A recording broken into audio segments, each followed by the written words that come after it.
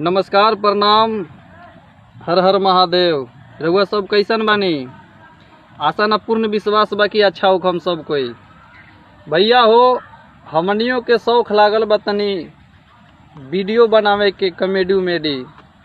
अब भाई का करबो, 12 गरीब घर से बानी से हमनी के। ऐसे देखो स्टैंड हमनी के भाई बहुत जगह खोजनी, 12 पैसा मांगत रहे लोग। का कहनी सा कि बांसे के काट ले बनिया बस।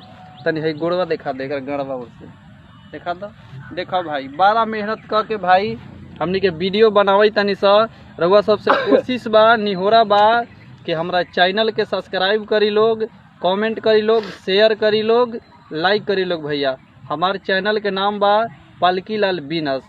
रउआ सबसे इहे निवेदन बा, काहे कि हम कुछ अलग तरीका के कॉमेडी लेकर आवल चाहतनी, जे कि अभी बिहार में कोनो ओकर शोरगुल नहीं खे। एगो अलग फेमस होके के चाहतनी। रउआ सबके आशीर्वाद से रउआ सबके नज़र में आवे के चाहतनी कि हमहू रउआ सबके एगो छोट भाई बानी। हर हर महादेव।